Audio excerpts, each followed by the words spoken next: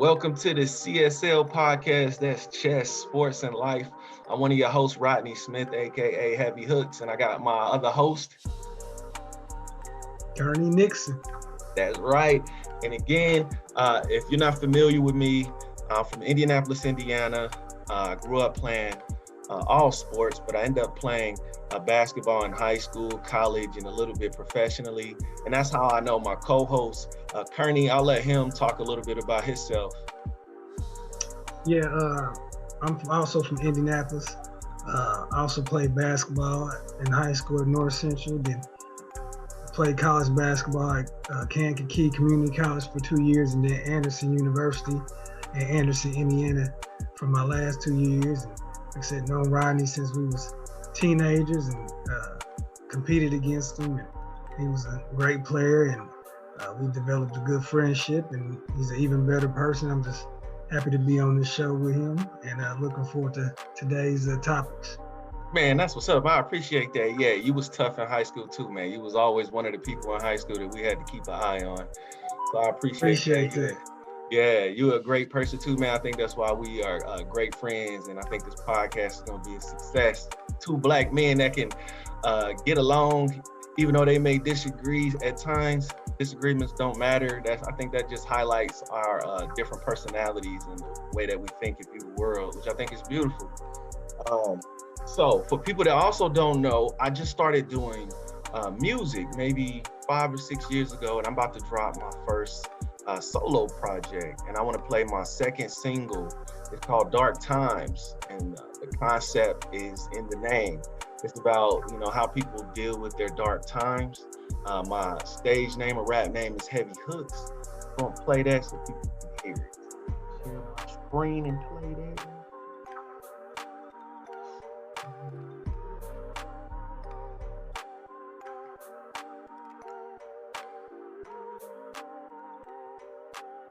And hey, if you can't hear it, let me know. All right. All right. Can you see my screen? Yep. All right. Tell me if it. Can you hear it? Yep. All right. Good. This is Dark Times, Heavy Hooks. Dark Times. The hurricane. Stand up like a man, that's what my dad would teach. Extend those for the disrespect outside your reach.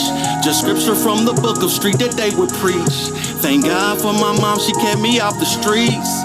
Daddy taught me power, got a hunt to eat. Respect is for each man willing to kill to eat. And I just wanna thank God for each tragedy. It pushed me to them places thought I never see. Burn moments in my mind, play like a DVD. Make me think twice about all the change I seek. Not ready for the pain, then get ready. Forever on replay your painful memories. No matter if you run, it's no escaping. Like Shakespeare gotta go through all your tragedies to appreciate the opposite of misery. So you can start to play with more strategy. Like chess, you gotta know how to move your piece. Or checkmate off the board, may you rest in peace. These lessons from the class of life we gotta teach. Help each other through the dark times we will meet. So let the inner spark be the guiding light you see. Dark times conceal true identity. Dark times blind you to all this jealousy. Dark times hide your friends from your enemies. Dark times gotta brighten up your energy. Dark times define the man you gonna be. Dark times when you start to build your legacy. Dark times the smallest light will be the sun you see. Dark times, dark times. I always wanna be a better me, so I dodged the streets but met my greatest enemy. I tried to breathe but he was so ahead of me, and I couldn't leave cause he was the enemy. This entity unbalanced my symmetry. A younger me, just let him be, cause he put the dog in my fight for some pedigree. And then I let him get to me.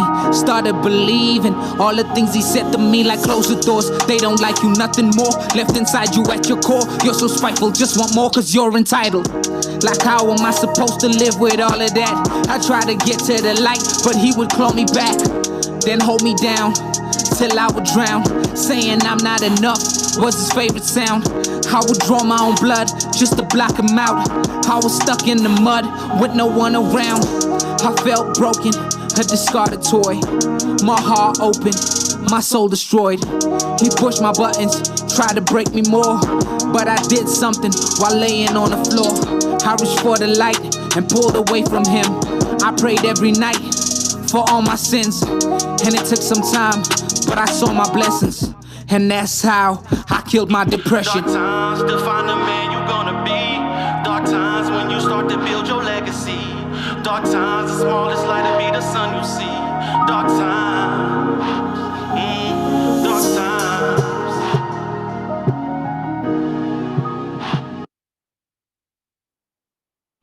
What you think of Dark Times, man?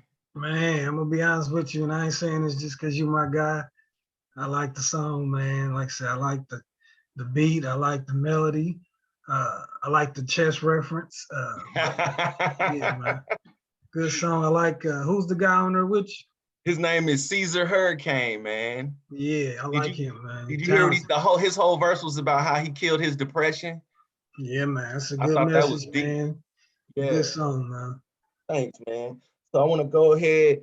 So again, people, I'm Heavy Hooks, and that was Dark Times. And now we're gonna go ahead and pivot to basketball. All right, the NBA. I'm gonna go ahead and do the ESPN Power Rankings. It got number 1, the Brooklyn Nets. Number 2, the Milwaukee Bucks. Number 3, the Lakers. Number 4, the Suns. And number 5, the Jazz. And the Nets, their biggest acquisition was getting Patty Mills from San Antonio. And if anybody saw him play during the summertime, they saw him lighting people up in the Olympics. Did you see that? What you got on the Nets and Patty Mills? Yeah, man, that's a big pickup, man. A veteran, a champion, a great shooter. Like you said, got the Olympic experience with Australia. I think he definitely will help them with an offense that's already got 3 of the best scorers right now in the league. Obviously, the big, question mark with them is Kyrie, with the whole thing with the vaccination. I know opening nights tonight and he's out indefinitely, so he's not playing tonight. But Patty Mills is, a real good pickup. Also, the Cam Thomas, the rookie from LSU, they got him in the draft. Watch out for that kid. He was a big scorer at LSU as a freshman. I think he averaged over 20 a game, so that's a good pickup too. What position is he? He's a guard, so he's like an off guard, undersized off guard, but he can score that ball. Okay, good. All right, and the Bucks, they lose PJ Tucker, but from some of the highlights I saw, it looks like Giannis has made drastic improvements to his jump shot. So what do you say about the Bucks? Yeah, man, like I said, you got to respect the defending champions. They still got Holiday. They still got Middleton. So they got 3 all-stars, 3 high-caliber players, just like Brooklyn does, just like the Lakers does. So that's what, they're going to need in order to compete for a championship. But Giannis, definitely, seeing him in the preseason, jumper, he's more confident in it. Hopefully the free throws get better. But I like his game, like a great rebounder, great defender. The thing I like about him, he does what he does well. He doesn't settle. Like, if he can take it to the hole every time, he's going to take it. He plays to his strengths and not to his weaknesses. But I think his jumper's going to get better. So I see them definitely, being one of them teams that could possibly come out the East. I like that. All right, number 3, the Lakers, and you already know they got Carmelo, they got Westbrook, Kendrick Nunn. What do you say about the Lakers this year? Man, Lakers are gonna be tough. Like I said, you think about it, they got Big Rodney, got 3 maybe of the top 10 players in the league with Westbrook, LeBron, and AD. And like I said, Nunn's a big pickup. Malik Monk's a big pickup. I see they just got Avery Bradley off of waivers. That's a good pickup. They're a tough team, man. So definitely can see them coming out the West if they stay healthy. I see a big year from Anthony Davis this year. I see LeBron being LeBron. Yeah. And, they got Rondo too, right? That's probably one of my favorite players. I always thought I kind of played like Rondo. A lot of people say I play like Rondo. I like that. I like that comparison. All right, I got a question for you then, because it just popped in my mind. I think that the Lakers would be better since they got rid of is it Schroeder or Schroeder? I don't know. Yeah, Schroeder. Yeah. Schroeder. I think that Kendrick Nunn and Rondo and Bradley will be okay not scoring and playing whatever their role happens to be. I don't think Schroeder was comfortable doing that, and it caused some tension on the team. What do you think about that? Yeah, I agree, man. Like, so Schroeder's more so of a scoring guard that's going to be so-called the point guard who's going to be, have handling the ball a lot. But I believe, man, that Rondo pickup is a big pickup because he is obviously he's an NBA champion, but the way he facilitates, the way he leads, the way he controls the game, when LeBron's not doing it, I think that's going to help them. He's been played with AD before in New Orleans. He played with, won a championship with LeBron and AD in LA and played real good in the playoffs. So I think, like I said, him, Bradley, Nunn, those guys being more, facilitators will make the Lakers, a better offense, and their flow will be better. Yeah, I agree. And I think a better defense too, especially with Rondo and Bradley and Nunn. I think defense is going to be even better too. Yeah, man, all great defenders. Great defenders. So, man, yeah, the Lakers definitely be there in the end. Okay, then they had the Suns at number 4.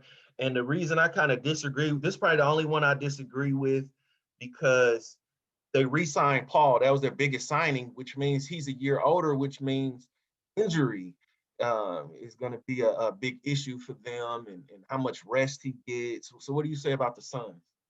Yeah, I agree with you. I think that's probably a little bit too high. I think they probably give them credit just because they're coming off that finals run. But honestly, in my opinion, they don't make the finals if the Lakers is healthy.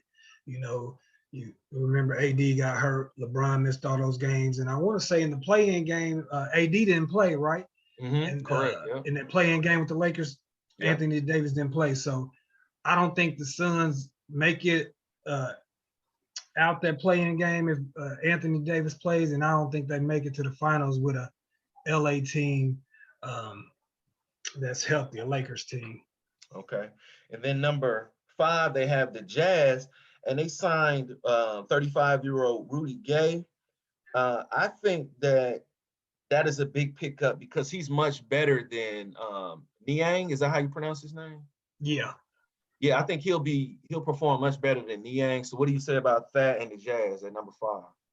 People forget Jazz was the number 1 seed in the West last year. I think, they don't get as much, credit because they're not as, quote unquote sexy as the Lakers or the Clippers or even the Nuggets. But great coach, great execution. Obviously they got an all-star Mitchell, Gobert, great defensive player. Conley, Indianapolis, represent. Even though he was hurt a lot, good point guard, good floor general. So I like Utah. I don't think they're ready to take that step to be able to, make it to the finals. But like I said, they coach well, they play well together, they defend, they can shoot the 3 pretty good. So I could see them being, a top 3 or 4 team in the West when the playoffs start. Okay. But the Rudy Gay, sorry, Rodney, that Rudy Gay pickup is a good pickup. Like I said, veteran, long guard, can shoot the 3, can slash, still has a little bit of athleticism, smart player. So yeah, I think he's definitely an upgrade from Niang. Oh, definitely. Any other teams you want to talk about before we move on from the NBA? Like I said, we didn't really talk too much about Brooklyn. I would just want to say, I think if Kyrie does, play, Harden stays healthy, Durant, maybe, 1, 2, 3, one of the top 3 players in the league. I could see them, coming out the East. They're going to be tough to beat. Also, the situation in Philly. Philly's a great team. I don't know if Simmons stays, but I like their lineup. He was suspended. Was he suspended yesterday or today? Yeah, I think he's suspended for the game on Friday. I guess he got kicked out of practice. So, but they got a nice, lineup and a nice team that's going to compete if he's there. I think he should stay there. I think that's the best fit for him. So just look out for the Sixers in Atlanta, New York. Those teams, there was playoff teams last year. I think they'll be a year better. So it's gonna be a good season, man. It's gonna be, I think, competitive. I don't think it's one team that's just gonna dominate. That's just stands out more so than that just is a guaranteed lock to get in. So Yeah, no, I agree with you. And especially with even though people are on the Lakers bandwagon, I think it takes a while for any team to gel and learn each other. So I'd be very surprised if they come out like 10-0 or 15-1. I'll be surprised.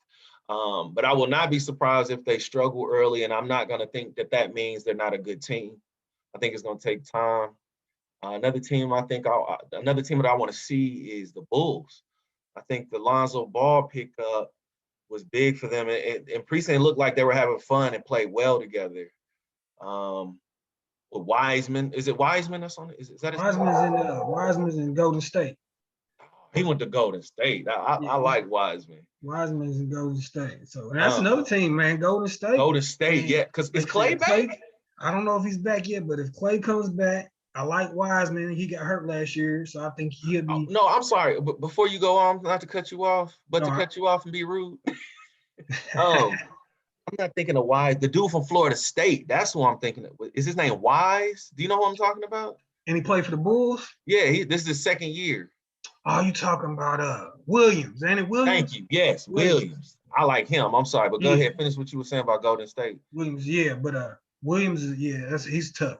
But yeah, Golden State, like I said, Wiseman, if he's healthy, like I said, Clay come back. You know, Steph led the league in scoring last year. Watch out for Kuminga, the rookie from the G League. Mm-hmm. He's a talented player. And Moody, the rookie from Arkansas. So Golden State, I think they can be a playoff team, maybe a lower 8th or 7th seed. But I think if they're healthy and Clay comes back, they can, sneak in the playoffs. Yeah, they're gonna be tough. All right, so we're gonna go ahead and pivot on to the NFL. I'm gonna go ahead and give the standings for the AFC East. We got the Bills leading 4-2. And AFC West, the Chargers and the Raiders, the top of that division at 4-2. AFC North, we got the Ravens at 5-1 and the Bengals at 4-2, and the Browns surprisingly at 3-3. In the AFC South, we got the Titans on the top at 4-2. Moving on to the NFC. In the NFC East, we got the Cowboys, America's team, 5-1. NFC West, we got the Cardinals 6-0 and the Rams 5-1. Then the NFC North, we got the Packers at 5-1. And then in the NFC South, the Buccaneers at 5-1. I also want to give out passing leaders. All right, the passing leaders, we got number 1, Tom Brady, then Derek Carr, Pat Mahomes, Matt Stafford, Dak Prescott, the 5th leading passer in the NFL. Let's do the rushers. Got number 1, Derrick Henry, 2, Nick Chubb, 3, Ezekiel Elliott. So for the Cowboys, they got the leading, they got a top 5 passing attack with Dak Prescott, and rushing, they have the number 3 rusher in Ezekiel. Then we got Joe Mixon at 4, Jonathan Taylor. For the Colts at 5, Jacksonville have 6, Jackson Robinson. And then surprisingly, at I think it's 7, 1, 2, 3, 4, 5, 6, 7, Lamar Jackson, the quarterback for the Ravens. I think that's good and bad at the same time. I don't know if you want your quarterback running that much as physical as the NFL is. As far as teams, this is what surprised me. The surprise team for me, and it's probably because I think they have a rookie quarterback, is the 49ers. The 49ers lead the league as a team in passing. They lead the league in rushing. They're number 1 in rushing. They're number 1 in passing. And rush defense, the 49ers are number 1. The passing defense, the 49ers are number 1. But they're 2 and 3. And I was like, what's going on? Why are they? Because I haven't watched every game. I'm not even on the front. So I just kept looking at the stats. And one stat I found was takeaways. In turnovers. They are 30th out of 32 teams in turnovers with, where they at? Takeaway. They've only had 1 interception and only recovered 1 fumble, but they've given the ball away 7 times. So I think that's one of the reasons that explains why they're only 2 and 3. let's see, but the other team passing leaders, we have the number 2 passing team is the Bears, 3 the Bengals, 4 the Bills, 5 the Broncos, 6 the Browns, and 7 the Bucks. I'm stopping there because I wanted to talk about balance, because the Bucks are very balanced. The Bucks are the number 7 passing team, number 7 rushing team, pass defense number 7, and then rush defense, they are number 1, 2, 3, 4, 5, number 7. They are 7 in every team category, a major team category. And then rushing defense. Oh, that's what I just said. Yeah. So I think the Bucks are very balanced, and that explains why they're so good. So all of the top 5 teams seem very balanced, because in turnovers as well, Tampa Bay has 9 takeaways and only 6 giveaways. So again, they stay balanced across the board, as well as penalties. These teams that are in the top 5 so far in the league are very balanced, and the only thing that makes the 49ers unbalanced seems to be their takeaways. I'm sorry, their turnovers. So anything you want to say about any of the NFL teams? Man, it's been a good year so far. It's a lot of those teams that you mentioned have been impressive. Like I said, Cardinals are still undefeated. Yep. They had a big win in Cleveland this weekend on the road. Titans surprised me by beating Buffalo. I thought Buffalo was probably the 2nd or 3rd best team in the league before their loss yesterday. They are. So since you brought up Buffalo, in team passing, they're 4th. Rushing, they're 4th. Pass defense, they're 4th. And rush defense, they're 4th. So that explains their good record. Go ahead. Yeah, man, they got a good team, man. Like I said, they beat Kansas City, and a lot of people thought Kansas City was, invincible coming into the season. But Buffalo with Josh Allen, great quarterback, like you said, they got a good coach, good scheme, good team. Rams, don't forget about Rams. Like I said, they beat Tampa Bay early on. Got a tough defense. I like that Matthew Stafford pickup in the offseason at quarterback. So look out for the Rams. Like I said, Ravens. They're good. Matthew Stafford is 4th in passing. Yeah, he's doing good. He's always been, a great passer and put up a lot of good stats. Just was, in Detroit on a bad team, and just wasn't winning. But he's got real good numbers. Yep. Like you was talking about riding the Cowboys, Zeke and Prescott. I'm really impressed with Prescott coming off that injury and not playing in the preseason. He's been playing real good. I like Dallas. Their defense has picked it up a lot. Diggs is probably one of the best corners in the league right now. I think he might still be leading the league in interceptions. Like I said, Brady, Tampa Bay, balance. Like I said, good offense, good defense. Antonio Brown been playing good. They've been playing well. Gronk been out, so when they get Gronk back, they're gonna be tough. Hold on, I want to stop there real quick before you go on, because how can I say this? I'm tired of people. When I give this critique, I want people to understand I'm not saying that Brady is not great, but it is a fact that Brady does not play defense. And when I looked at his teams in New England, if you go back and look, their special teams and defense were usually in the top 10. That means you're going to have better field position than whoever it is that you're playing, which makes it easier if you do have a good rushing game and passing game to score.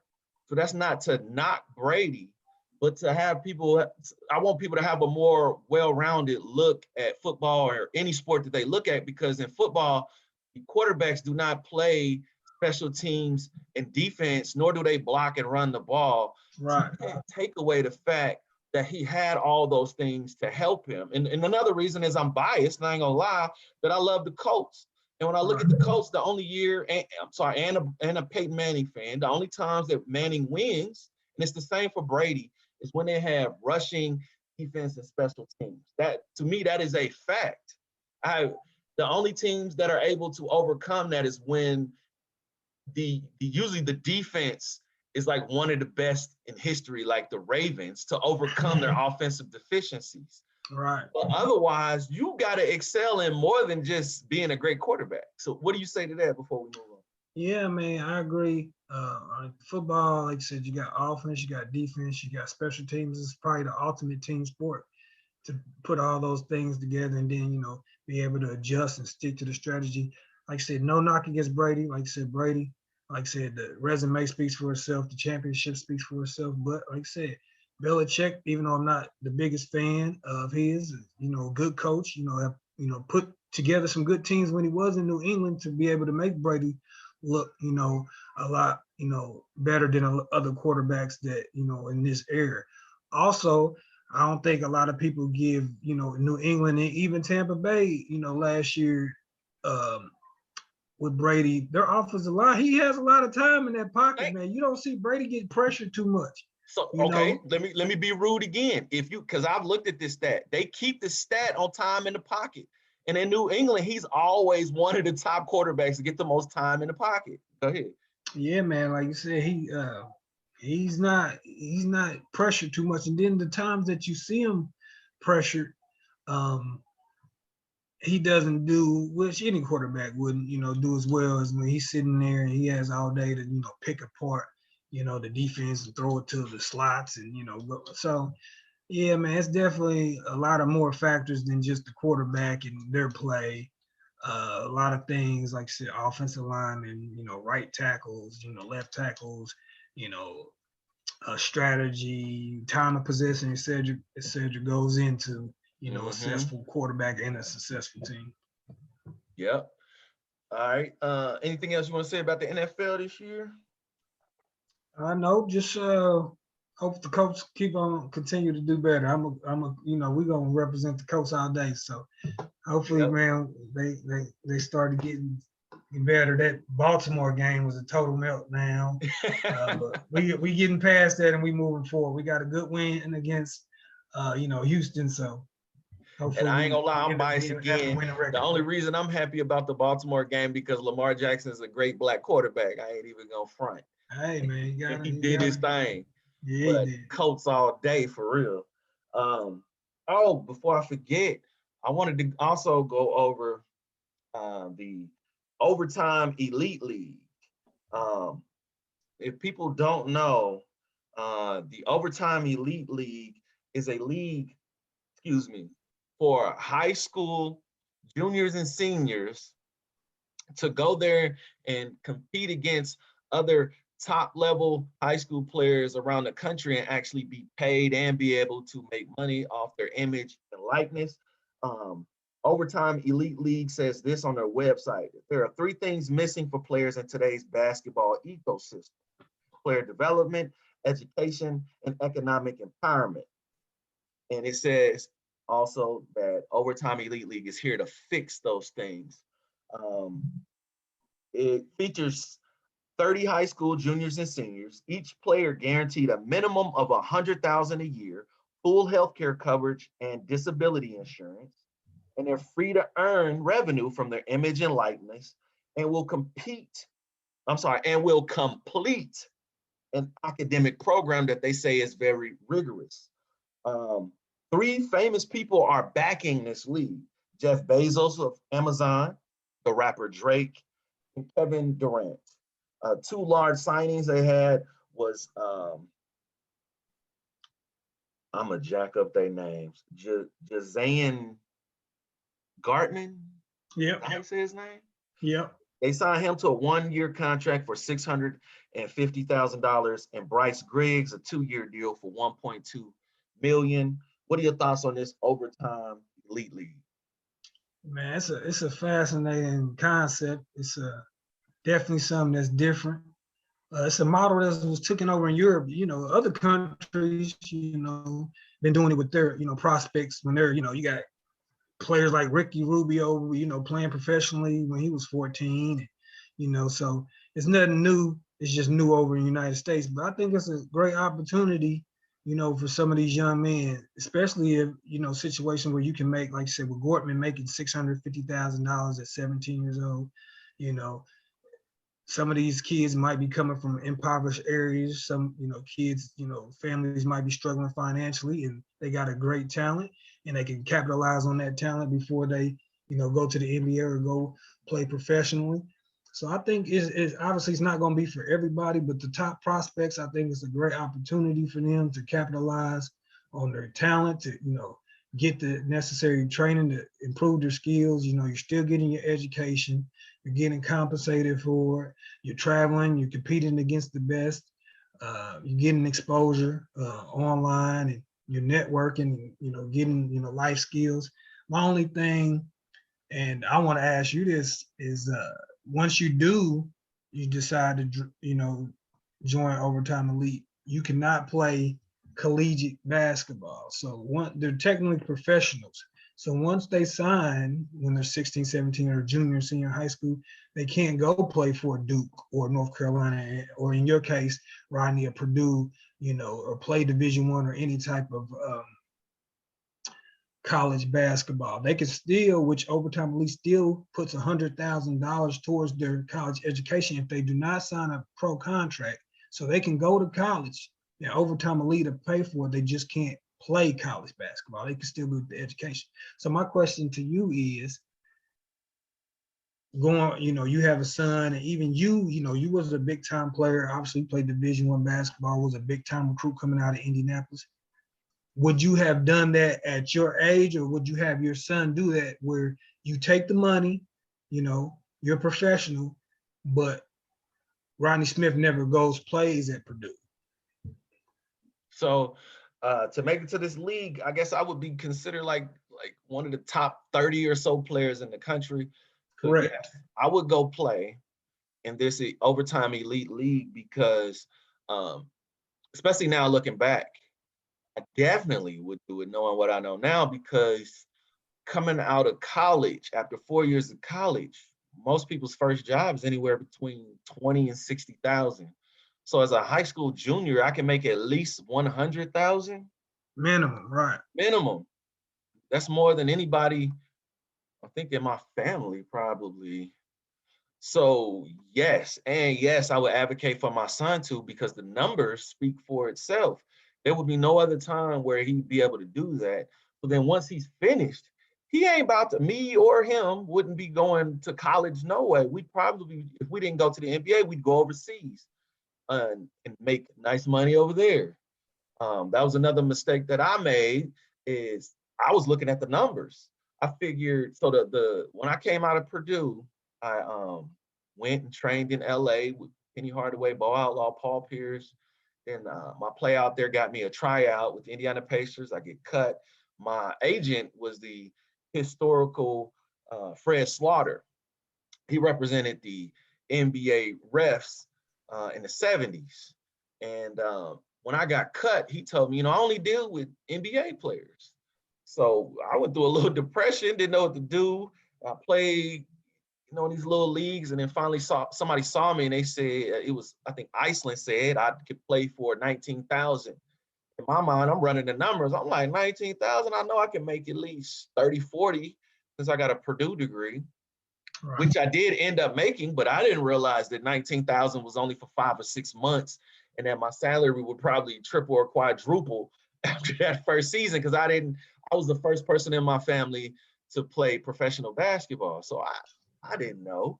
So now knowing that, I know my son, after playing in this league, being one of the top 30, 40, 50 players in the country, be able to make nice money after this Overtime Elite League was over, even if he didn't make it to the NBA. So what do you say to that? Man, I mean, that's a good point, man. Like I said, I just think it's a great opportunity. Like I said, these kids, they're selecting these kids, like you said, they're top 30, top 20, top 50 prospects in all of the United States and all over the world. So they see the talent in these kids, and they project them to possibly be, NBA players, or, professional players, whether it be, like you said, Iceland or overseas, or, G League or whatever. And I also have 2 sons. So it would be an opportunity that I would definitely, take advantage of.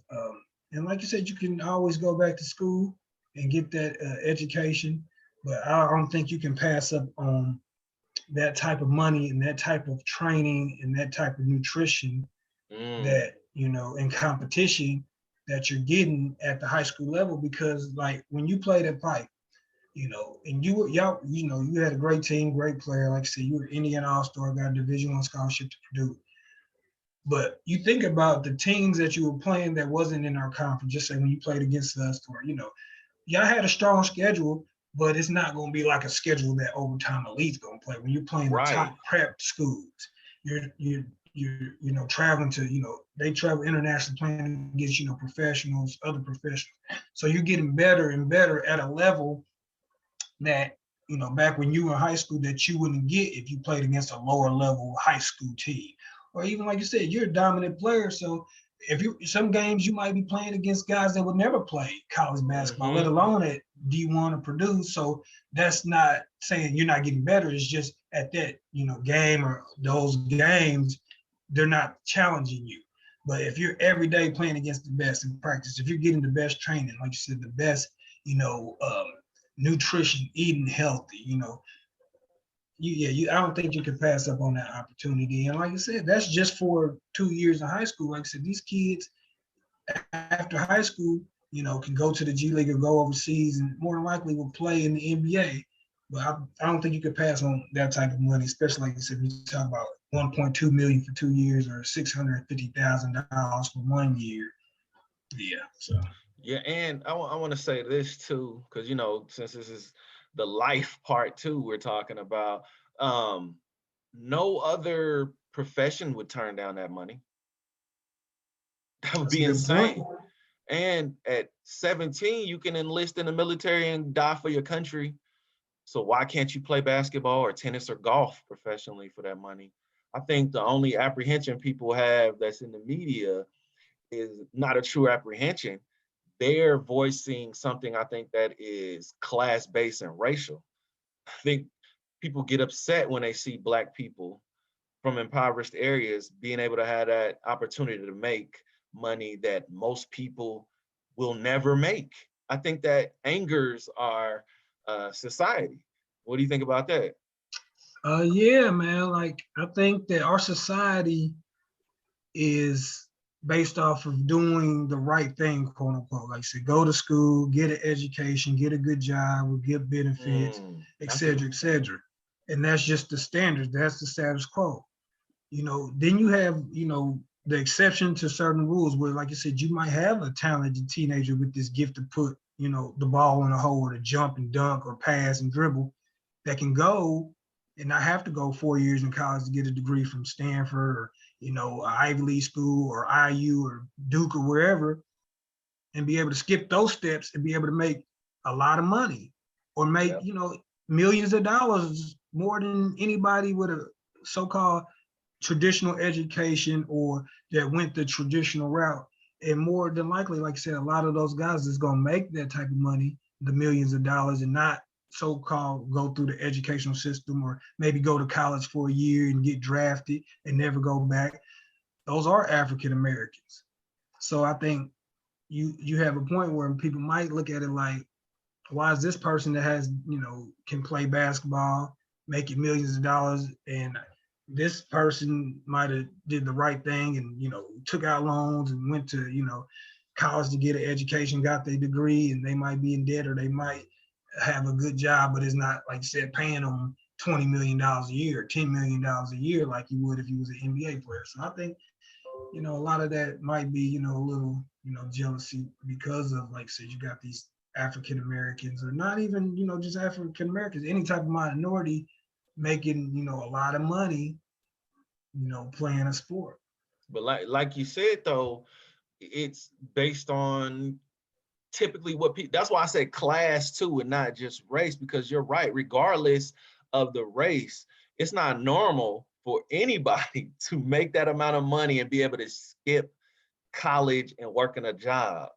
You know what I mean? So regardless of race, you're right.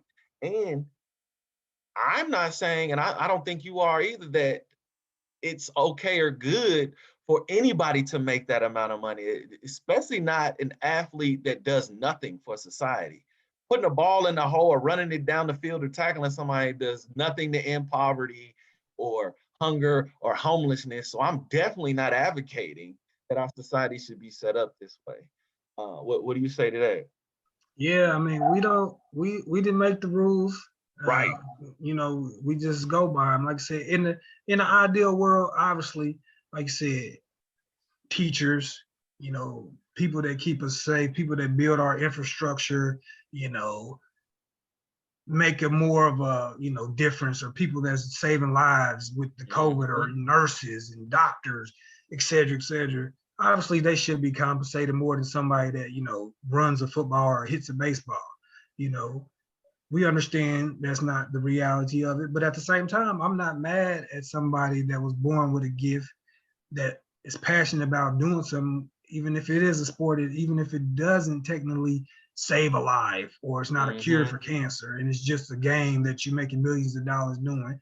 Yeah, like I said, it's not impacting the world, or you're not changing lives, but I understand. But yeah, honestly, yeah, in a perfect world, I would like to see the people that, like you said, are saving lives, the nurses, or the people that's doing brain transplant, heart transplants, or et cetera, or building bridges that's going to get my significant other to point A to point B safely.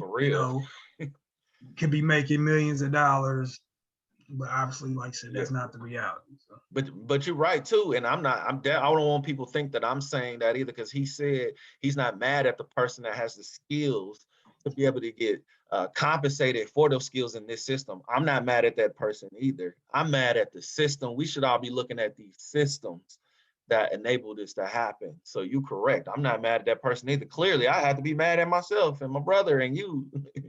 Yeah, man. For ourselves playing that sport.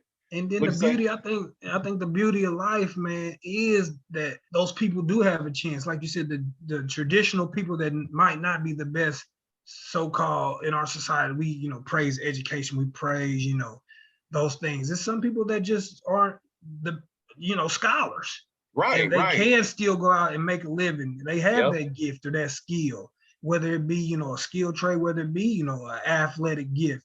That's the beauty of society. That's the beauty of life, where, okay, yeah, I might not ever be able to go to, an Ivy League school, but I can, have a nice jump shot, and I can provide for my family.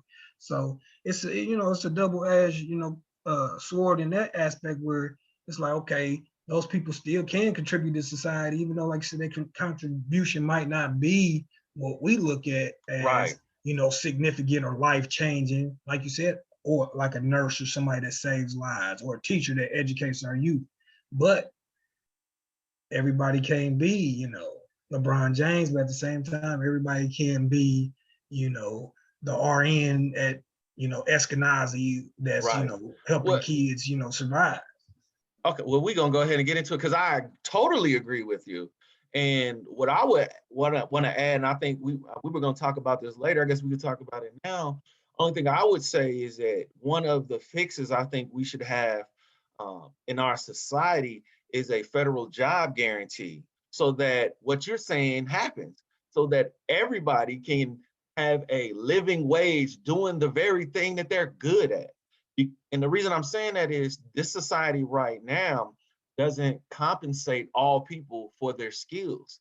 Hell, even if you just look at women, they don't get compensated for the efforts they put in at raising their own child. Even in the United States, they don't get paid time off. And then a whole lot of pressure is put on these mothers because we don't have paternity leave. In other European countries, the fathers also get time off, which would help the mothers in what burden that they're taking on after they give birth, which was another burden. But with a federal job guarantee, I think that would also help government jobs compete with the private sector, so that the private sector wouldn't be able to have wages so low. So if there's a government McDonald's and a private type McDonald's, the private McDonald's couldn't pay you minimum wage, because the government one wouldn't, because everybody would then go to the government McDonald's, or the government Amazon. Do you see what I mean? And then janitors are needed. Bus drivers are needed. I don't know if you know this, but at my township, I'm a school teacher for everybody. At my township, the bus drivers went on a strike, and then the school had to cancel school. That's telling us that teachers and principals and other administrators and counselors are not the most important part of the school, how the kids gonna get to the school? Right. So with a federal job guarantee, I'm saying then we could use our imagination more to come up with tasks and jobs that people can make a living wage for that would help society overall. And we wouldn't need to be talking about how much money a basketball player makes, because everybody can be compensated for whatever skill they do have. What do you say today? Man, I totally agree with everything you said, man. And you see it now, like in the lower levels, where you go into gas stations and you go into fast food restaurants, and people are not working because they're like, hey, the wages is not fair, and I'm not getting compensated, or I'm not making enough to be able to support my family, so I'm not coming. So I think I agree with everything you said, man. It should be somehow, some way that it could be done, like I said, because there's more than enough money out there. Like I said, you got Elon Musk and Bezos and these guys worth billions and billions of dollars, and like I said, you can never spend that type of money. Never. So I mean, I don't have all the answers, but it will be nice to see, like I said, more economic equality, or some type of uplifting from the people at the bottom that's, like I said, doing a lot of the work, or a lot of the jobs that if they don't do, the community struggles, like I said, with the bus driver. Who's going to drive the bus? Who's going to, cook the food? Who's going to do, these jobs where we need these jobs, and these people feel like, they're not compensated, so they're not going to do it. Okay, so I got something too that I want you to hear this, because this is a part of the solution that I have. Let me find this audio. I didn't have it ready on the computer. Right. Here it is. Okay, tell me if you can hear this. Class, and I have two Can you hear observers that? in my class. Yep. And this girl and other students, but this one girl in particular specifically said she does not want to learn and that she wants to be dumb. And what was you saying in response to that? And I'm saying, mind you, the girl's black. And Mr. Smith said that the reason why black people, we're still stuck where we are is because our youth, and if we look at our youth, their parents are the same way. And what I'm saying is, when I hear stuff like that, it's like, I love my community more than any community out there. I love my people more than anything. Even if I don't know you, stranger, you're still black. You're still my people. We connected in some way. But it gets hard. Like, when I say it gets so hard to try to teach and try to make sure my community grows, it's hard. It's hard, because when I hear black people say stuff like that, it's just like, damn, like, I'm doing you. It's just hard. It's hard to keep on loving something that doesn't want to give you the same type of love. Like, it's like you're trying to make them try, but at some point, it's like, should I stop? So I record a lot in my class, and I had another student I was helping another student, and she heard this student say, because it was in the morning, we were talking about the Declaration of Independence and the American Revolutionary War. And in this war, when the 13 colonies wanted to separate from Great Britain, they couldn't follow the laws of Great Britain. So they created a document called the Declaration of Independence to explain to Great Britain why they should break away from them and create the United States of America. And I was explaining to the students, this is why they needed the Black people in the colonies to be illiterate and dumb. Because if the slaves were going to have an uprising or a revolt and kill white people for their freedom, white people would throw them in jail and all of this. But if Black people were literate, they could use the same document that the colonies used to break away from Great Britain to fight for their own independence and freedom. So I was explaining this to the students and they weren't listening. And I was like, yo, what's wrong with y'all? Come on. This girl was like, what make you think I want to think? I want to be dumb. And I was like, what?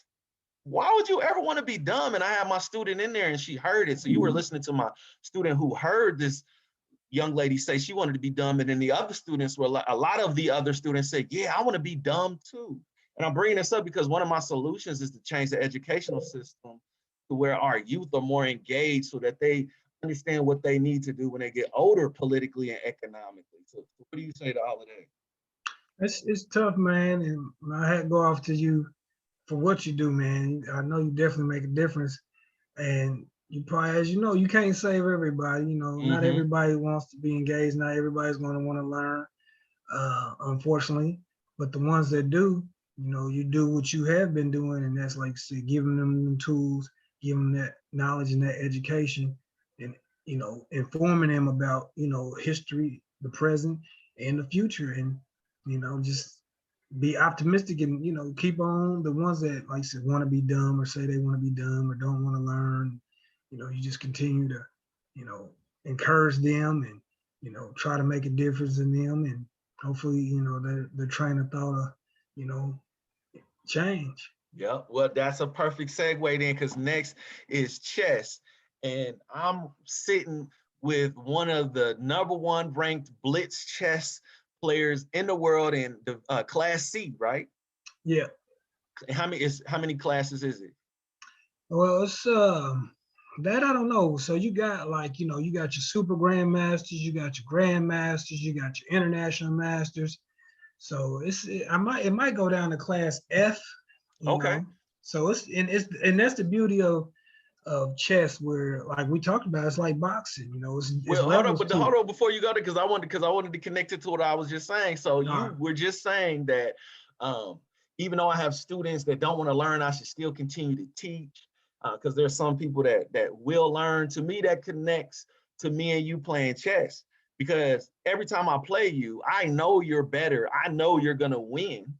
So why should I play? Because I've had other students in my class. I started teaching my students to play chess, and the ones that don't want to learn, they'll say that. They'll say, well, if you're gonna beat me, why should I even play? So go ahead and continue what you were saying.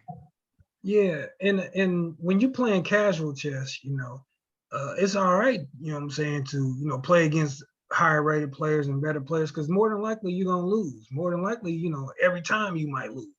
But in an organized tournament setting or online tournament, you're gonna be playing somebody in your class. Like you was talking about, I'm a class C player, so it's gonna be, you know, your rating 1400, you know, 1600 around there, where you're going to be playing people that's your similar strength, where you get a chance to win and you won't get as frustrated when you keep on losing to somebody, you know what I'm saying, that's higher, that's better, like you said. But you will learn, you know, from losing from people that's, you know, higher rated and better than you. You'll learn, and your strength, even though you're losing, you're seeing their strategies, you're seeing, you know, their type of moves. And then when you play somebody at your level, then you're going to be remembering the moves that somebody at a higher level beat you, and you're going to be using those moves, and they're going to be like, man, that's a strong move.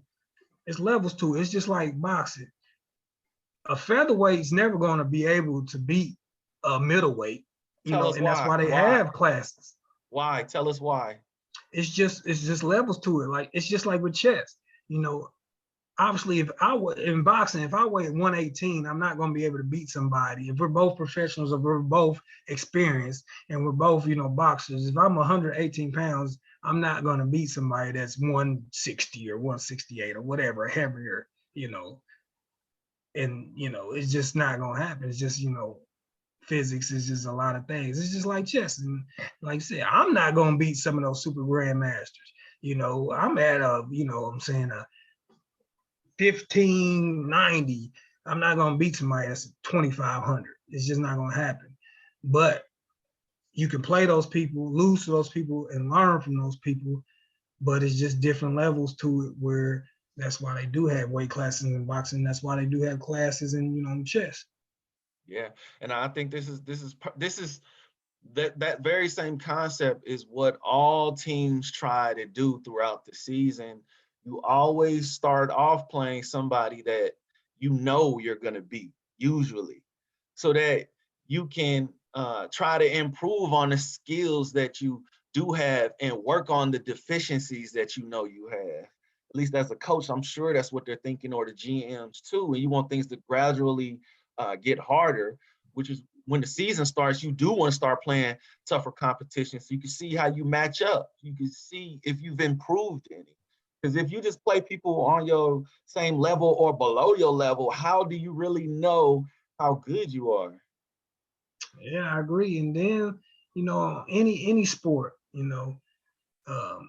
if you're playing against somebody, just say even when you was in high school, right? You know what I'm saying? Just say y'all had a freshman and you was on varsity and they practice with you every day. They just so happened, hypothetically came and practiced against y'all every day. They was, getting dominated and, couldn't do certain things against, stronger, faster players. When they go back and play against kids that's their size, their age, after they got the experience playing against, stronger, faster players, they're going to be able to, exploit and be better than the players that's the same age and, same height because they've been playing against better competition. It's the same with, chess. If you're playing against grandmasters and you're losing, you're playing against grandmasters, you're losing, but you're learning, you're seeing the mistakes you make. When you go play against somebody else that's a class C player or a class B player or a class D, whatever player, all those things that when you was losing and learning, you're playing somebody on your same level, you're going to be better than them, dominating them because they're at your same level technically, but as far as experience, as far as, seeing the board and understanding the concepts and the principles and the strategies and the mistakes and the holes in, that person's game, you'll be able to beat them. Yeah, this goes back to what you were saying about Ricky Rubio and Luka Doncic and people that are overseas. They get to play professionally at 13, 14, 15, 16, where people in America are still playing against amateurs. And we see that over time, that experience playing against bigger, faster, stronger, more skilled players help you. You agree? Yeah. And Luka's a good example because my son, was saying, man, this Luka's gonna be good. I'm thinking like, man, not that fast, he ain't, can't jump too high, has skill, but I just didn't feel like he would be able to, play at an NBA, pace and be able to guard NBA, type players, even though he is 6'8". But like I said, if you look at Luka, he ain't the quickest. You know what I'm saying? He ain't the highest, most athletic. But like I said, he been playing professionally since he was, like I said, 13, 14, whatever it is. And he's smart. And he's got that IQ. Like I said, he's out there thinking. He's playing chess out there where he's manipulating the defense. He's seeing where the angles are. He's seeing where the openings are, where somebody that is faster, can jump higher. He just needs a subtle little opening, a subtle little mistake that they make to capitalize on them. In reference, going back to like chess, that's all that any sport is, especially chess. You make the least amount of mistakes as you can, and you capitalize on your opponent's mistakes. So stop. Okay, I got to be rude again because you be reading my mind. Say that last part again, please, and then we're going to segue to boxing. Say it again, please. The key is to make the least amount of mistakes on your part and then to capitalize on your opponent's mistakes. And that's how you win in any sport, especially chess. It's just like I play speed chess. Even when we play, Rodney, and I play 3 minute with no increment speed chess. You know what I'm saying? And everybody like, man, why don't you play, slower? And I can beat you if, we play the slower speed. And I'm just like, not trying to brag, but no, that's not the case because at a faster speed, I will more likely make a mistake. At a slower speed, I have more time to think where I'm not going to make, a mistake. And then in chess, all it takes is one piece, one mistake to be made in your opponent to see that and the game is over. Chess is like a mathematical equation. That's why I tell people, it's just like if you got a 4-part equation to a math problem and you get everything right, step 1, step 2, step 3, and then you get to step 4 and the equation is 1 + 1 and you make a mistake and you put 2 and then you go, everything's going to be right. And then at the end, you might be off 1 digit. It's because in, step 4 of that, 4-part equation, you put 1 wrong number. That's just how chess is, especially in the opening. Me and you, Rodney, can play. And after 20 moves, if you make one subtle mistake and I see that mistake, and I capitalize on it, I have the tempo, and then more than likely you can never. All right, we had technical difficulties yesterday, so we had to cut it short. My laptop was acting crazy, but we back now. Heavy hooks, Rodney Smith. We got Kurnie Nickson here, and he gonna finish talking about chess openings, man. What's so important about the opening in chess? The opening is important because that's gonna set the tone of the game. And like a OG once told me, you can't win the opening, you can't win the chess game in the opening, but you can lose it, if that makes sense, which is kind of, funny. But you start off, a lot of people, if they make a mistake in that first 3-4 moves, because technically the first 10, maybe 15 moves is considered the opening of a chess game. Once you make that mistake, like we talked about, yesterday, if your opponent capitalizes on the mistake, the game is over. And then you're not going to get into the other parts of the game, which is, the middle game and then the end game and the strategy and the tactics and all that. So that opening is very crucial because that's the foundation of the game that's going to set the tone. And once you got a strong opening, it's going to be back and forth. And then you can get more creative in the middle game and the end game. But if you make a mistake in that opening and your opponent knows what's called opening theory, then, Okay, so then, all right, my turn. You were so correct. Now, what's different about me and probably you too, I don't know how you teach, but when I'm teaching chess, I teach them the opening theory. And so I don't know if you saw, no, you don't have social media. So recently, one of my students beat me because I always tell my students why I win. I always tell them the opening theory. I always tell them that when white moves pawn to e4, that the best response black can have is it pawn to c5? Is that right? Yeah, it was called the Sicilian defense. Sicilian, correct. C5. That's what I always play, c5. I know, and that equalizes black's pawn to e4 because I'll be reluctant to play my queen's pawn 2 spaces. What is that, right. D4? Yep, D4. So I tell my students this all the time because I want them to understand the theory, like you said, right? So I will play stuff just to see what my students will do, see if they're listening to me. So this one game, my student, I wanted to see if he was gonna do what I taught him because before he wasn't, and I was just murdering him. So, but I made so many mistakes, he ended up winning, and I posted it on social media. I was like, my student finally beat, but he only beat me because I violated all the rules. Just see what he would do. But when I was playing chess, nobody taught me this stuff. I didn't want to be that type of teacher. So it makes it harder now when I play my students because I'm telling them how to beat me. Right. That's awesome, man. Give them that knowledge, man. And like I said, that opening, it's like I said, you can't win it, but you can lose it in the opening. Oh, I totally agree with you. And then you gotta play, Rodney, you gotta play like, you gotta play openings that's, comfortable for your style of play and your game. A lot of, like I said, I play C5 to Sicilian every time we play, or when I play anybody. But a lot of people, when they do play, when a white plays E4 and they're, black, a lot of people play E5, which is not, a bad move because it's, basically blocking the center pawn. But at the same time, if you don't know that theory, exactly, you don't have a strong strategy, you know what I'm saying? It's gonna be, it might be right. difficult. So when I play you, I try to play the anti-Sicilian. I just haven't had time to memorize all the moves, so you be murdering me, but yeah, it's good. I still have fun playing you. Oh yeah, man, it's always good.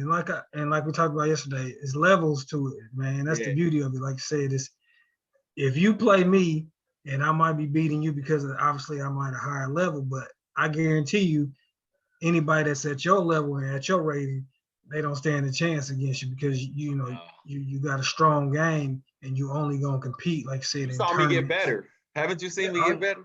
Yeah, I seen you get better. I seen you get better. You starting to not make the same mistakes twice. You're starting to be more creative with, like you said, your strategy and your tactics. So I definitely seen you improve. And like I said, if you play anybody at your level, I guarantee you, like you said, you'll dominate them and beat them. Yeah, I will. That's true. All right, so we're gonna move on then. Okay, then how is the opening of chess? Oh, my bad. Before we pivot, you asked me before this podcast who I thought the best classical and blitz chess players are in history. And I'm gonna go with this. For the viewers, classical is a slower type of game. Those is, it's a slower time controls could be, an hour, 2 hours, 3 hours, whatever. So classical is a slower paced game. Me personally, I play blitz or speed chess, which is, a faster, more entertaining game in my opinion, which I could play slower chess too, but I prefer, to play faster time controls, which is 3 minutes with no increment. No increment means you don't get, extra time if you move, the quicker you move. You get 3 minutes whether you move fast, slower, or whatnot. Obviously once you hit your clock and your opponent goes, your clock stops. But so classical, for those who are watching, is a slower time control, and blitz is going to be a faster time control. All right.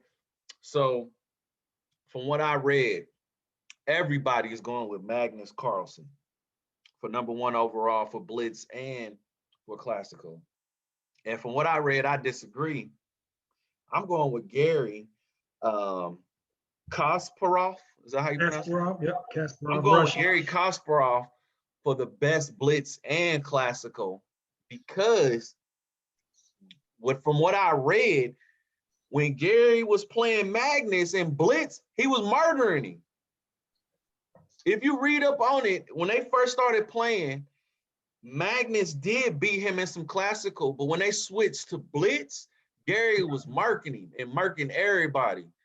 And to me, that says something, because when you play blitz, it's like when we talk about playing professional sports, whether it's boxing or any level professional, because it's high stress, high level muscle memory.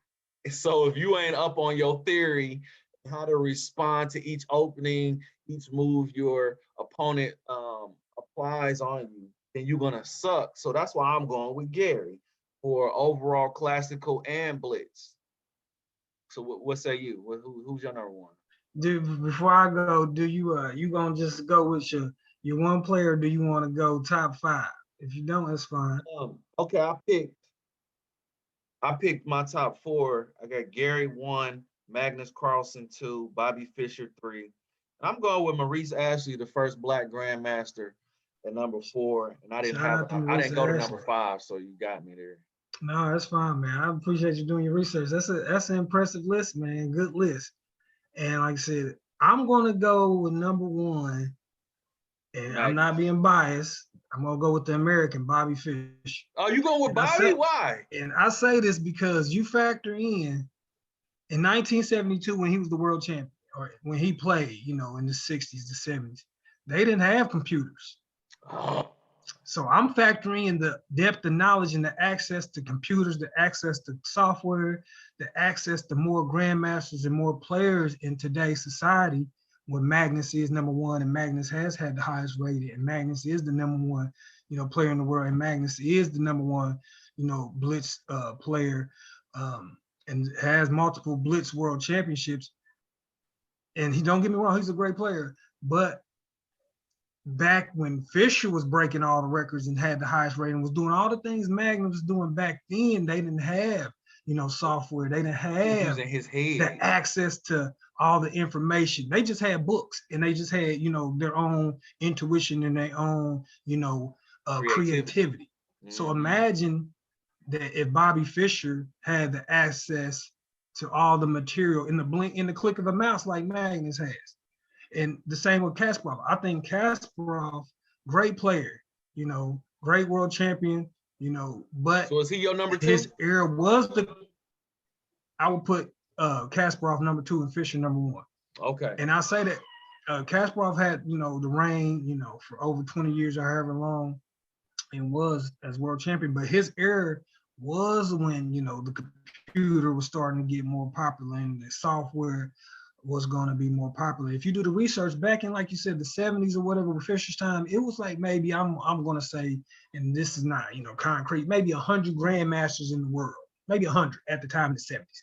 because like you said, it was all books. They had to get information from Russian magazines from Russia, and the access to knowledge, Rodney, was limited at that time. Right. Fast forward Right. to fast forward to Kasparov in the 90s, 2000s, you know, Magnus now in the 2020s, what it took for, you know, the people that only had books and didn't have the internet in the 70s to learn, it might take them 6 months to go through a book. No, now in 2021 or 2020, it could take you a day to learn, you know, theory and to learn, you know, certain things. I want to agree with you, because even for myself, without the internet, I would suck. Because I know I didn't spend time on the internet looking at different theories. If I was back then and I had to go to the library, I mean, I'd have said, forget all of that. I ain't doing none of that. Right, because now with, you know, the internet and like I said, software, you can go through all the greatest world champions, all the greatest grandmasters games, just clicking your mouse all day, every day. Back in, you know, Fisher's day, they didn't have, you know, grandmasters published books. They didn't have, you know, software and all. You can run through thousands and thousands of these top level elite players' ideas and thoughts. They didn't have that. So I'm gonna go number 1 Fisher, and this is my classical. Number 1 Fisher. I'm gonna go number 2 Kasparov. I'm gonna go number 3. I'm gonna go with Carlsen. Okay. Number 4, I'm gonna go with a Russian named Vladimir Kramnik, who actually beat, in order for him to be a world champion, he beat Kasparov in the world championships. So I'm gonna go Kramnik number 4. And my number 5, I'm gonna go with Capablanca. They used to call him the chess machine. He's a guy from Cuba. Great in-game player, just a great overall player. Very few weaknesses in his game. So that's my top 5. That's what's up, man. So Blitz, I'm gonna make it quick. Blitz, my top 5, I will say, because of, like I said, back in the 70s, 80s, they didn't really have a lot of Blitz, you know, tournaments. They didn't have, you know, the Blitz World Championships, which because of the started internet, around, man. like, you know, 2006, when they started officially having people being considered a Blitz World Champion, like 2006. So I'm going to just give you 3 of for Blitz. I'm gonna go number 1 is, you know, Magnus. He has you know, 3, 4, 5, you know, since 2006 Blitz World Championships. I'm gonna go with this Russian named Alexander Grishuk. Grishuk, man, he has multiple Blitz World Championship speed player, fast player, very creative, very talented. And number 3, he hasn't won a world championship in Blitz, but he's currently the number 1 Blitz player in the world. Hakar Nakamura. If you ever get a chance, I heard of check him Nakamura. out. Okay. Naka's tough, man. He, like I said, Carlsen, that's who's been, you know, being able to get them world titles over him. He came in second one time in the Blitz World Championship, but with Magnus being as strong as he is, he hasn't been able to, Naka hasn't been able to be a Blitz World Champion. But online and bullet chess, speed chess, he's always number 1. So that's what's up, man. I appreciate you sharing that love, your wealth of knowledge of chess, man. And to build on what you were saying, I had read, what was his name, the dude that wrote Malcolm Gladwell, and other articles that was saying that the reason that our professional athletes today are so much better, including if you look at track, one of the biggest reasons that people are getting faster is not because of their physical makeup, but because of technology. Because of the track is different, the shoes are different, which is helping people move faster. And I thought that was interesting, because you can connect that to chess the way you were saying that modern players today benefit from the modern technology that we have today. So you got to give people who did not have that type of technology more grace, and we should appreciate them more for what they were able to do when they didn't have that technology. So I think that's awesome. Agree, man. Yeah, I'm glad you said, because when I was researching, I didn't even think about that. I applaud you on that thought process. So now let's pivot to boxing now. Both of our favorite topics. We're gonna start with the Mikey Garcia loss. So I'm gonna give you what I saw. So Mikey Garcia fought Sandor Martin. And this is what I thought. So Mikey Garcia to me works best off of his jab. He has a great 1-2 combo, but you can't have a great 1-2 combo without a great jab. But during this fight, he was very ineffective with his jab. He only landed 12.9% of his jabs. In this fight, Sandor was quick. Mikey Garcia would get him on the ropes in the corner, but Sandor would use good footwork. He had great ring presence and quickness and would get away from Mikey Garcia. And Mikey Garcia wasn't able to use his size to his advantage. And when I looked at Mikey Garcia's body, it looked like it was more out of shape than he usually was. He didn't look as quick. He didn't look physically ready. And the stats tell the difference. Total body shots, Mikey was 60 for 318, landing 18.9%. Total jabs, which was his thing, he was only 22 for 170 for 12.9%. Power punches, only 38 for 148, 25.7%. And Sandor dominated. Total body for Sandor, 75 for 231 for 32.5%. Total jabs, he only landed one more jab than Garcia, but he took 50 less. He was 23 for 120 for 19.2%. And for power punches, he only threw 111 and landed 52. He landed almost 50%, 46.8%. So to me, that goes with what I'm saying about Mikey Garcia's body and how he wasn't able to move the way he usually does. So what do you say about the fight? Yeah, man, that's a good assessment, man. I agree with everything you said. I think he really, because let's be realistic, nobody really knew who Sandor was. I really didn't know who Sandor was. So I think Mikey probably did kind of take him for granted, especially Mikey been off, you know what I'm saying, for a while. And he looked a little rusty, but at the same time, he did look out of shape. I felt that, like you said, he didn't use the jab as much as he should have. And when he did, it wasn't accurate. He was just a little step, his reflex was a little step too slow. I thought Sandor, his team and his strategy, he stuck to the plan. Like I said, he moved, he frustrated Mikey, he counterpunched him well. It was just a good game plan that he stuck to. He went in there confident. He buzzed Mikey a couple times, hit him with some good shots. So it was just a tough night for Mikey. I'm glad that, the judges did get the decision right, because I believe Sandor did deserve that fight. And I know sometimes you see bigger name fighters win fights that I don't think they should win, and I could go on about that just to name, a few. I felt that, Broner lost his last fight, but that's neither here nor there. It's a lot of those instances, but yeah, Mikey, he didn't look, he didn't look like himself, did he? He didn't look like himself. But to further go back, I felt like Mikey should have never ever moved up and fought Spence when he moved up to 147.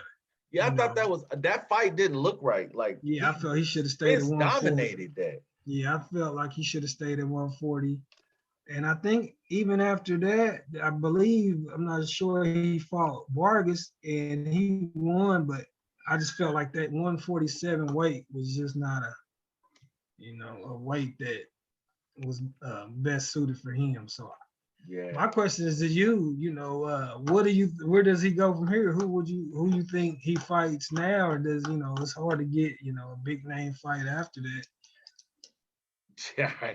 Hey, I am stumped on that one because, like you said, I didn't know who Sandor was. Sandor Martin. I have never heard of that dude before out of Spain. But you're right, he stuck to the game plan. So I don't know who. Maybe. Okay. What about this? I think this will be a good one. Mikey Garcia versus what's his name? Is his name Garcia? Who did Errol Spence just beat? Spence's last fight was Danny Garcia. Danny. What about Mike Garcia and Danny Garcia? At 147, that I could see that. I heard, I think Garcia, and I don't know, This is true. This is what his father said. Excuse me. And Danny's gonna move up to 154, which I believe he doesn't stand a chance because he can't even beat the big time fighters at 147. So I don't know. And fight who? I don't know. But I don't. It's some tough, people at 154. So I don't think he should go to 154. I think he should stay at 147. Because if you think about, like, say, he lost to Spence at 147, lost to Porter at 147, lost to Thurman at 147. So I don't see the benefit of going up. Yeah, and then you got Charlo at 154. You got Erickson Lubin at 154. Castano at 154. So, but going back to what you're saying, Rodney, that Mikey Garcia, Danny Garcia fight, will be a nice fight, and I would favor Danny Garcia honestly, since you think about it, Mikey then lost to he lost a step. Yeah. So, but before that fight, his last fight, I would have favored Mikey over Danny. I would have too, but something don't look right. He just didn't. You right. He was like off just enough for Sandor to win. Yeah. All right, so we're gonna pivot to Saturday's fight, October 23rd, 2021. Shakur Stevenson, who held the WBO interim junior title since 2021. Previously held the WBO featherweight from 2019 to 2020. He faces off against Jamel Herring for the WBO World. Hold on. Is it for the WBO World Super? No. Not tripping. Is it for the Super Featherweight title? I know it's for 135, 130. Yeah, that is. Yeah, so it's the Super Featherweight. Okay. I thought I was tripping. But so it is the Super Featherweight then, right? Okay. Right? Am I right on that? Ain't I right on that? I mean, you know how they got so many things. I'm not sure. I'm pretty sure it's Super Featherweight. It just sounds weird. Yes. And I'm new to this boxing. I just go by the weights if I remember. 130. Yeah. So yeah, I'm pretty sure that's Super Featherweight. Okay. I got a video for this where I give my first analysis, and then after that, I want you to respond to my analysis. Okay. Right. All right. Here we go. What was I gonna say? Oh, make sure you tell me if you can't see or hear it. Okay. All right. All right. So again, this is the first boxing analysis that I'm gonna give, and it's on Shakur Stevenson versus Jamel Herring coming up October 23rd, 2021. Can you see it? Yep.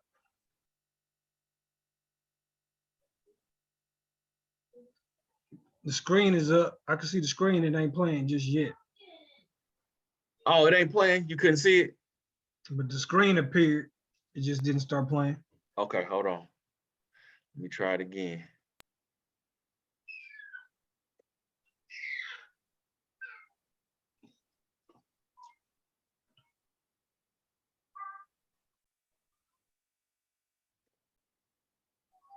Can you see it now? I can see you trying to click on in the downloads. Hey, all right, hold on. Let me try it again. Thanks for telling me. Hold on, let me try it one more again.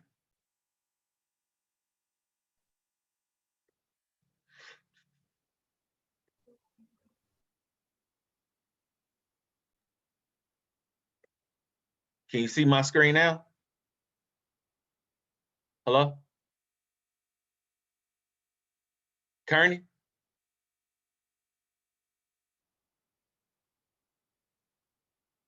Oh, I lost him. Kurnie? Kurnie? Yeah, I'm still here. Oh, you couldn't hear me? Nope. Okay, hold on. Let me try it again, man. Technical difficulties.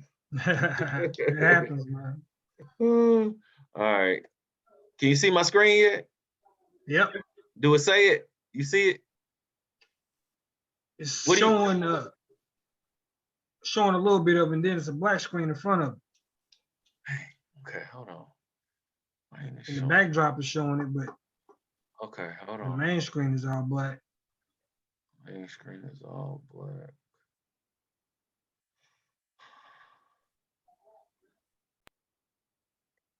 What about now? It's going back to the download screen. Hey, why ain't you playing? Hold on.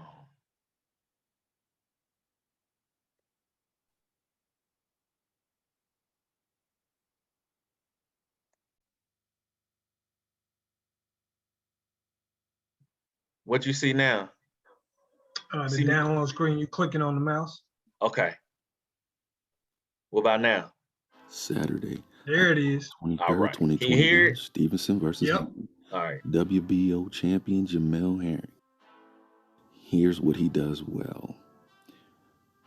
Jamel, not known as an inside fighter, but can be effective in short intervals. What he is known for is a good jab and right hand. Also, the jab and then coming back with a hook. Jab, we see it there. And then sometimes he'll lead with that right hand hook. And the check hook is also right here. We see him stepping into the inside and throwing that hook. This will be the key to victories for Jamel. The lead right hand and the right hand check. See? The jab, and then he's going to step and throw that hook. Now, Shakur Stevenson has very little weaknesses. Great hand speed and also great defense. You cannot hit him, see that? Great reflexes and goes to the body. This is why I say Shakur Stevenson by unanimous decision, because Herring will make too many mistakes that Shakur will exploit and gain multiple advantages. See here, Herring has high guard problems and a lack of head movement, which is going to give Stevenson plenty of opportunities to go to the head and then to the body, because this is what Shakur excels at. We see him here, head, head, head, because of that high guard and lack of head movement that Herring will present. The head, body, body. You see that? High guard, he's going to exploit it. And this is what I think the problem will be for Herring. Herring will have to be a totally different fighter if he is to win against Shakur. And I don't think that Herring has the skills to overcome his deficiencies. And Shakur will exploit all these deficiencies that Herring has, because Shakur has numerous skills, great reflexes, great defense, great hand speed, and just an overall skill set that will probably dominate Herring. If Herring is to win, he will not be predictable. He will not be a sitting target, and he will dominate the inside. But those things probably won't happen, and Shakur will get the victory.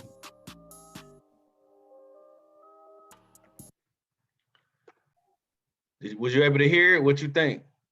Yeah, I was able to see it and hear it, man. That's a good video, man. Good analysis. I agree with you, man. It's, like I said, just it's gonna be. Herring has this great fighter, like I said, good fighter, world champion. But like I said, he makes a lot of mistakes. And Shakur, I think after this fight, could be possibly in the top, 10 for pound. Like I said, doesn't make mistakes. Southpaw, can't be hit.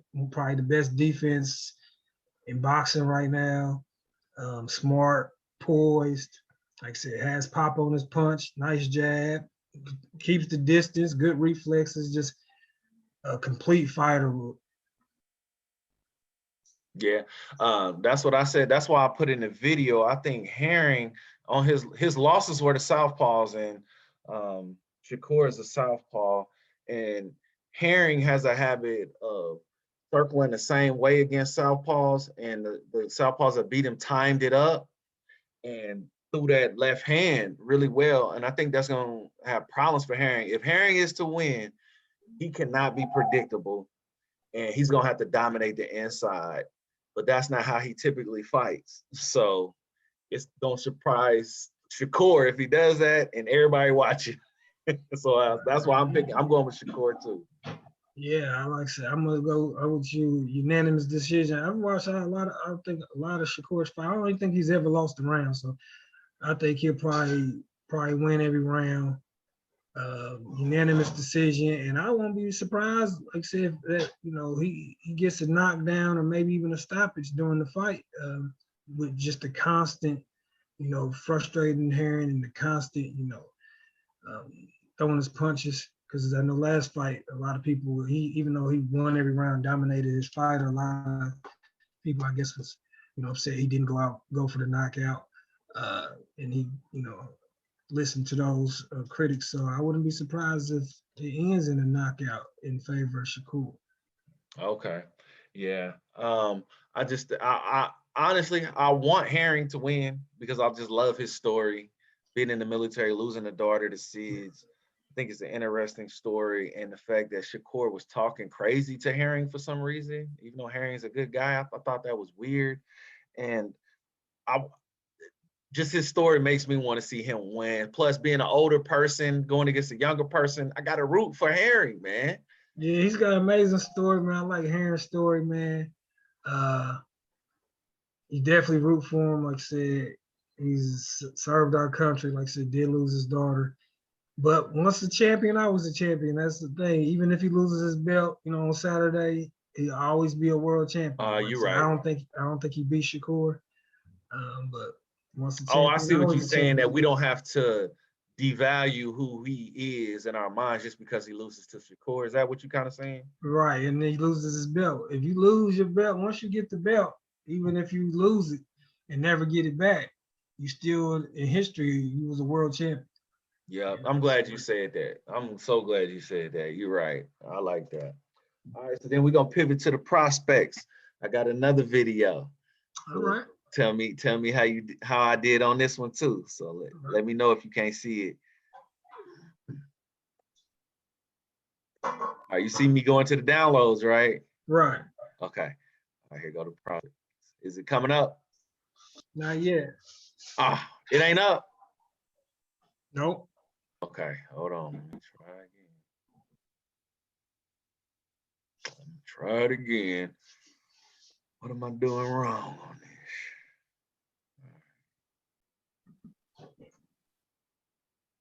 Can you see it popping up? Nope, it's still showing you scrolling. You see me clicking on stuff? Mm-hmm. All right. What about now? There it is. I see. All right, good. Edgar the Chosen One Berlanga, 18-0, 16 wins by KO, and amateurs was not an indicator of what type of pro he would become. This pro has a really good jab and a really good 1-2 punch with a straight right hand that seems to knock anybody out that feels it. Edgar Berlanga is one of the up-and-coming super middleweights that everybody should keep an eye out for. Edgar Berlanga. Jared Big Baby Anderson, born in Toledo, Ohio, 10-0, 10 wins by knockout. As an amateur, Jared won the 2015, 2016, and 2017 Amateur National Championships. And as a heavyweight, everyone that has stepped in front of him has lost by KO. Has a really good right hand. He's still working on his footwork, but as a pro, he seems to be a really great prospect. Jared Anderson. Jaron Boots Ennis, 24 years old, 27 wins as a pro, 25 by KO.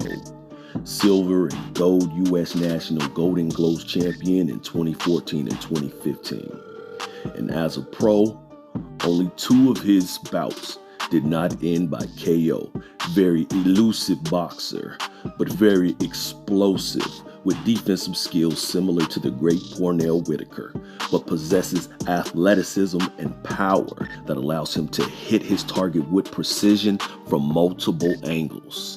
Just look at the way he throws those body shots. Effective.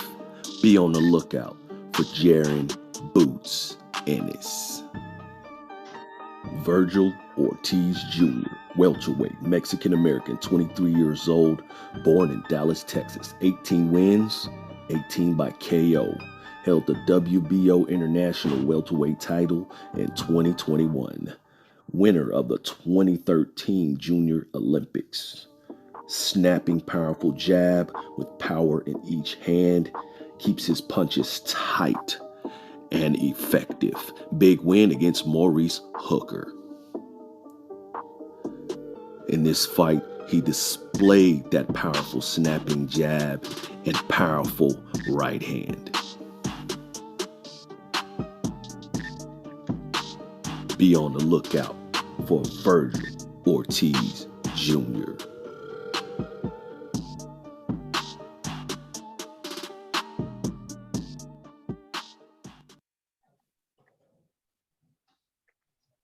What you think, man? That was impressive, man. Those four, those just definitely some prospects that are all, in my opinion, gonna be future world champions. Special talents. Jaren, go with Jaren Ennis, man, because he is dynamic. What you think about Jaren? Jaron Ennis, man, Philadelphia. Like I said, he reminds me of a Roy Jones Jr. type athlete, you know. And it's amazing that he's a welterweight, so he's fighting 147 to be that strong and that skilled, and got a good IQ, good defense, good reflexes. Switch hitter, can go southpaw, can go orthodox. I think he's the future of boxing, future world champion. He has power. He has a nice jab. Just stopped Lipinets in his last fight. He's got a fight coming up on. Yeah, big win. He got a fight coming up on October 30th against Delorme. That's the same card that Jamal James, who has the interim belt at 147, is fighting on. So I would like to see after, if Ennis gets past Delorme and James gets past his opponent, I would like to see James give him an opportunity to fight for that belt, Ennis to fight for that belt, because I think he's going to be a unified champion at 147, especially with Crawford and Spence getting older. He's I think, like I said, he's probably that guy as far as the future of boxing. What about Virgil Ortiz? Yeah, you knew it. You knew I was coming to that. What you think about him? Like I said, big win against Hooker. His last fight, he beat Kavaleskis, who I thought that was a huge win too. Huge win, because I thought Kavaleskis was winning the fight against Crawford. And I believe they didn't count it as knockdown, but I believe he did knock down Crawford in that fight. Strong, powerful Kavaleskis, but Ortiz, relentless, like I said, strong, can take a punch. He's gonna come forward. He's got a nice jab. He got snap on his punch. Like I said, future world champion. I don't know how it's gonna work with him being at 147 and Ennis being at 147. I feel like Ennis has probably a little bit more skill and a little more, tricks in his bag. But both of those fighters is future world champions. I want to ask you before I get to the other two prospects, who you like in that fight between Ennis and Ortiz? If there ever was a fight, Ennis and Ortiz Jr. I think that Ennis would dominate because the typical Mexican fighter, they keep that high guard and not enough head movement and athleticism to, like, it seems like Canelo's the only one that can move and be elusive enough to dominate his opponents. But I think that if it was Jaren versus Virgil, Jaren gonna dominate with his athleticism, accuracy, and explosiveness. And Edgar will be left exposed trying to use his power coming forward with looping hooks. Yeah, I agree. I like Ennis over Ortiz Jr. Like I said, just more skills, more tricks in the bag. But going back to your other two prospects, Berlanga, he had that first round knockout streak for a minute, so it was good to see him get tested in his last fight. He even got knocked down, still won, has a lot of power. But I think, a lot of people, they see the knockouts, but he has a lot of skill.